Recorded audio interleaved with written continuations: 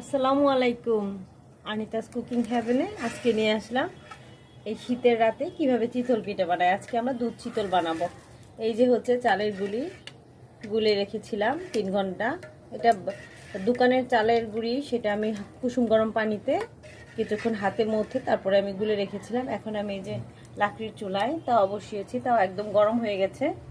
এটা বানাচ্ছি আমি, এখানে দিচ্ছি 1 চামচ থেকে দিয়ে আর হাফ চামচ দিব। একটু বড় করেই বানাচ্ছি। এভাবে দিয়ে আমি ঢেকে দিব। ঢেকে 5 মিনিট ওয়েট করব, তারপর দেখব কেমন হয়। পাশেই থাকুন। ফিরে এলাম ঠিক 5 মিনিট পর। দেখছি আমার পিঠার কি অবস্থা। এই যে দর্শক, এই হলো আমার পিঠার অবস্থা। আমি এবার এটাকে দুধের মধ্যে ছেড়ে দিব। আমি দুধ চিতল যেহেতু বানাচ্ছি, আগে থেকে দুধটা জাল করে দেওয়া ছিল, তো দুধ চিতল বানাচ্ছি। পাশেই থাকবেন, পুরো ফাইনাল লুক নিয়ে হাজির হচ্ছি।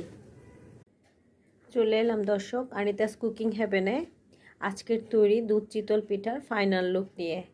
এই যে আমি 6টার দিকে আপনাদের সামনেই পিঠা বানিয়ে সেটা দুধে ভিজিয়েছিলাম। এখন রাত 10:30 বাজে।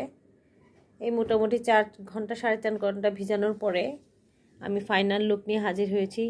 পিঠাটা ফুলে প্রায় দ্বিগুণ হয়ে গেছে, আর কতটা সুন্দর হয়েছে আমি আর আপনাদের মুখে বলতে হবে, আপনারা দেখতেই পাচ্ছেন।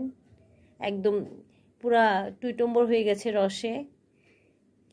আর কতটা মজার হয়েছে আসলে এটা বলে শেষ করতে পারবো না। তো দেখতেই পাচ্ছেন আনিতাস কুকিং হ্যাভেনের দুধ চিতল কতটা মজার, কতটা ইয়াম্মি। এই ছিল আমার আজকে দুধ চিতলের রেসিপি। পাশেই থাকবেন। আসসালামু আলাইকুম।